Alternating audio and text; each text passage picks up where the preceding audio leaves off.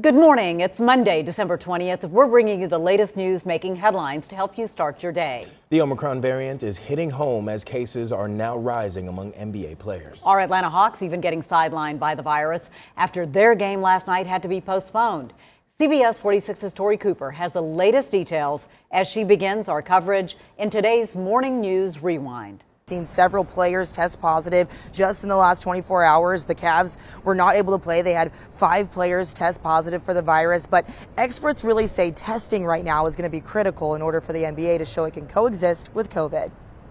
The NBA is facing a familiar opponent back on the court. With Omicron that we're dealing with, it is going to be a tough few weeks to months. COVID-19 is now spreading rapidly among NBA players. The league now confirming last night that more than 60 players are now sidelined by the virus. It is just, raging through the world, really. One of the latest stars to be hit by the virus on Sunday was Atlanta Hawks guard Trae Young. The team's matchup against the Cleveland Cavaliers was canceled Sunday after 5 Cavaliers tested positive.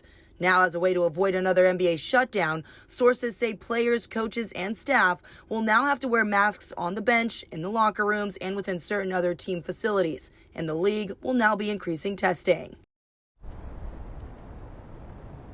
Now, there is one glimmer of hope. So far, coaches tell us that Trae Young is actually the only player on their roster right now that is on that protocol list. Of course, we will continue to monitor any new changes that surround this roster. We'll share it with you right here if we learn anything new. Reporting live in downtown Atlanta, I'm Tori Cooper, CBS 46 News. Thanks much, Tori. Pfizer says young children may need a third dose of the COVID-19 vaccine to provide more protection. The vaccine maker is now adding a third dose to its trial for babies ages 6 months through 5 years old. Now, the company says their data shows that 2 child-sized doses of the vaccine were not producing the expected immunity in children 2 to 5 years old. If the 3-dose study is successful, the company will submit data to regulators for emergency use authorization for children 6 months old till under 5 years old in the first half of 2022. Your time right now is 6:37, and we're keeping an eye on today with some of the other stories you need to know. Authorities have identified the suspect shot by police in East Georgia. Polk County police say 30-year-old Willie Lee Austin of Olive Branch, Mississippi, took off during a traffic stop. The chase ended in Haralson County, where Georgia state troopers got involved. They performed a pit maneuver and say they were forced to open fire. Austin was shot and is in critical condition. A vigil for a man who was shot and killed outside of his East Point home. Neighbors gathered at a nearby church to light candles before walking over to Knox Panter's home last night. Panter was shot and killed after he walked out and saw men breaking into his car last week. Right now, police are looking for those suspects. New video out of DeKalb County, and take a look. It shows intense moments on I-20 near Panola Road. You see a group of men surrounding a pickup truck while holding and pointing guns at the people inside. Right now, we're waiting to hear back from GSP about this developing story. A system upgrade is going to close down the Georgia Department of Driver Services and Revenue for a few days while new software is installed. Both agencies are closing down December 30th through January 3rd, and that does include DDS online services. We're told this upgrade is going to help the state save money and create a modernized experience for users. And a new studio movie grill is opening next month in Alpharetta. This will be the 3rd Metro Atlanta location for the Dallas-based business. The other locations are in Marietta and Duluth. Developing this morning, condolences continue to pour in after the death of former U.S. Senator Johnny Isakson. CBS 46's Rebecca Schramm is live this morning at the state capitol. And Rebecca, Senator Isakson served the people of Georgia for more than 4 decades. Yeah, he did, Gravir and Trace, and good morning to you. No other Georgian has ever served in the State House, the State Senate, the U.S. House, and the U.S. Senate, so he leaves behind quite a legacy.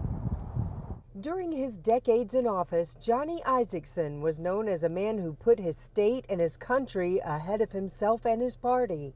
Georgia Congressman Rick Allen worked with Isakson during his last few years in office. His ability to communicate the problem, particularly to the folks on the other side of the aisle, and to work towards solutions was, unfortunately, That's a disappearing act in Congress these days. After Isaacson's diagnosis with Parkinson's, his colleagues in Congress paid tribute to him when he retired in 2019. There are few people in Washington, D.C. and in America that have had the impact of Senator Johnny Isakson. A man who has strong belief, but also willing to work with others. What is it like to hear this outpouring of love and affection as you wrap up your Senate career? I keep looking for the hearse to walk in. It's just more than I can really explain. I mean, you know, when you hear people that you respect so much say those things with other people listening, it really is rewarding. And we are awaiting funeral arrangements for Senator Isaacson. Coming up in our next half hour, what he once said about the importance of building friendships, no matter your political preference. Live at the state capitol, Rebecca Schramm, CBS 46 News. All right, now to another great story. After a car wreck nearly ends his career, Tiger Woods makes a return to the golf course. But he says his full-time golfing days are over. Brooks Baptiste is in studio with all the details, and you know what? He had a special guest out there with him. He did, and he was so excited. I think this says it all right here, this image. Tiger Woods was with his 12-year-old son, Charlie, and the two blazed their way to a second-place finish at the PNC Championship over the weekend. Now, because this was his first competitive golf tournament since that car crash that crushed his leg back in February, there was a huge crowd surrounding him as he teed off. Team Woods shot at a 10 under par 62 in Saturday's opening round, but there were moments where you could tell that Tiger was a little fatigued. Yeah, the golf superstar used a golf cart to make his way around the 18-hole golf course, but he still showed flashes of a 15-time major champ. The push as hard as we have the last 7 months with taking no days off and just working our butts off each and every day, and to have this opportunity to be able to play with my son and to have these memories, you know, for us, both of us, for a lifetime, it's worth all the pain. Now, a lot of people seem to pick up on this, especially online. They said that Tiger and his son, Charlie, they share a lot of mannerisms. And as you can see, they kind of have the same stance. And in some pictures, you can see they even celebrated the same, you know, when they would do well out there on the course. But the big question this morning is, will we be able to see Tiger compete anytime soon? Well, he wouldn't say that, but he did say that he'll continue rehab for his right leg, and he's going to continue to work on building his endurance right now as well. But overall, that's a great way to come back, and it was just good to see them both on the course. You know, maybe now he's just going to pour his energy into his son Maybe and so. grooming him. Yes. Right? That'd Keep be that smart. legacy rolling. That's exactly Let's go right. in the All Woods right. family. Very good. Thanks, Brooks. Let's get to a crime alert in Gwinnett County. Police are looking for 34-year-old Ernesto Pelagio. He is wanted for felony murder and aggravated assault. We're told Pelagio took off in a black Dodge Ram 3500.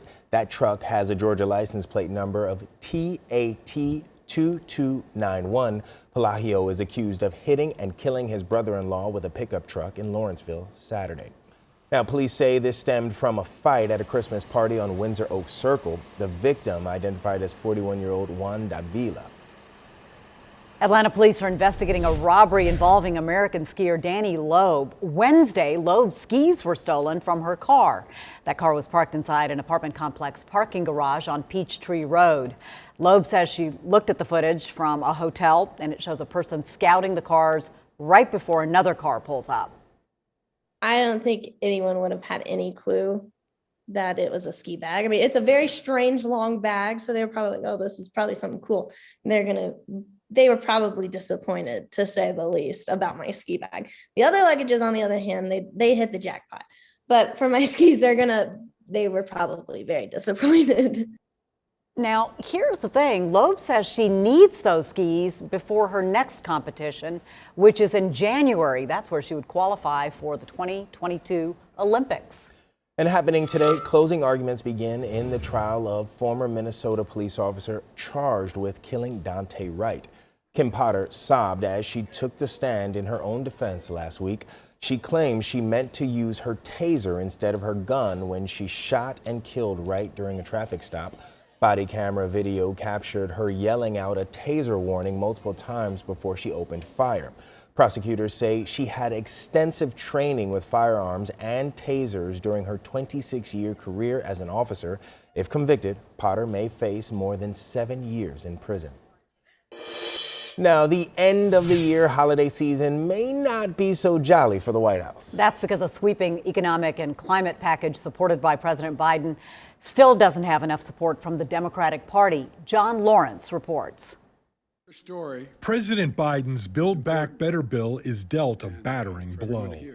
This is a no on this legislation. I have tried everything I know to do. The nearly $2 trillion package needs full support from the Democratic Party to get through the Senate. And Senator Joe Manchin of West Virginia remains a holdout, saying he has concerns about various provisions in the legislation which passed through the House of Representatives last month. They're just trying to make the adjustment for the time to fit the money, or the money to fit the time, not changing our approach, not targeting things we should be doing. The president's bill, which was trimmed over the past few months, would boost the nation's deficit by $367 billion over the next decade. This Build Back Better bill, I think, is an absolute disaster. They don't even know how they're going to implement the infrastructure bill. Supporters of the bill are upset with Manchin's lack of support. If he doesn't have the courage to do the right thing for the working families of West Virginia and America, let him vote no in front of the whole world. All I want for Christmas is a senator that has compassion for the American people and not contempt. I'm John Lawrence reporting. It's 18 minutes after 6, a recall alert for you this morning. Procter & Gamble issuing a voluntary recall of more than 30 aerosol spray products, and that includes dry shampoo and dry conditioner. So pay attention to this. This recall is due to concerns over levels of benzene. That's a chemical known to cause cancer. Here are the products from brands Pantene, Aussie, Herbal Essence, and Waterless that are included in that recall. And now take a look at this. A stunning sight caught on camera off the coast of Mexico. Look at that. Humpback whales making their presence known as tourists watch from miles away. By law, these boats are required to stay at least 25 to 37 miles away. Experts say the whales likely felt safe returning to this area because for more than a number of months, there were no people in the water, which is keeping the water calm. Oh, that is very cool. That's Can beautiful. you imagine that? Developing this morning, the death toll rising to more than 200 after a massive typhoon batters the Philippines.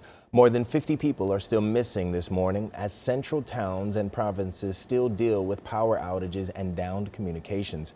At its height, the typhoon had sustained winds of 121 miles per hour and gusts of up to 168 miles per hour before it blew into the South China Sea.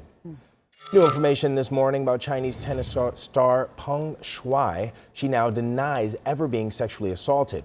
That's despite a November social media post from her account accusing a former top Communist Party official of forcing her into sex.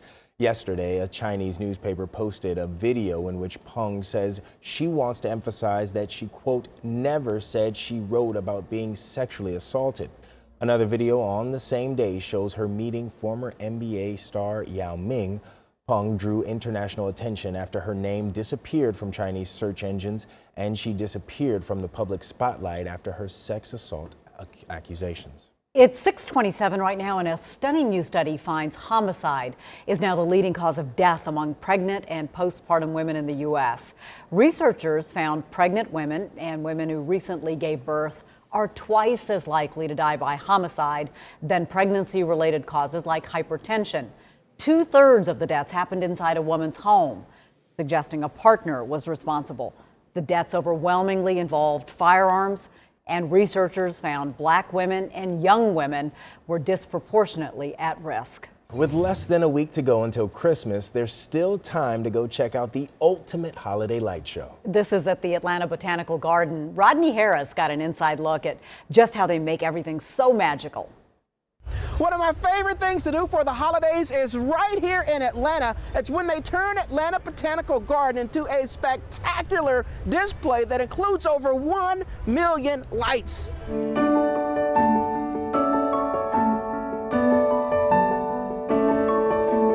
Once you step inside, you're instantly transported into what feels like a gigantic holiday postcard.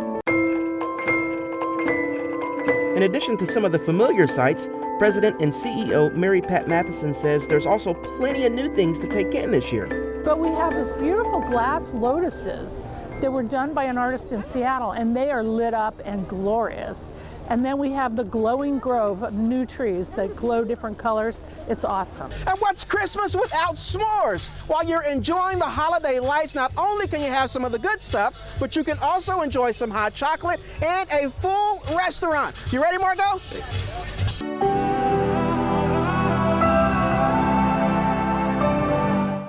This is the 11th year for the holiday show, which started when Matheson says she wanted to see more shows throughout Atlanta. So that turned into this, 50 miles worth of lights, which is the distance from Atlanta to Gainesville. A team of employees transformed the garden into a light show, and it's a process that begins when most of us are still at the beach. We start in July, so wrapping trees and then hanging the nets, so it is a Herculean effort. But we have a great team, they work hard, great designers, and we design this in-house. This is all our creative juices going on. So come out and join the fun. It is Garden Lights at Atlanta Botanical Garden. You can do this all the way through January 15 and read more about it in the CBS 46 app.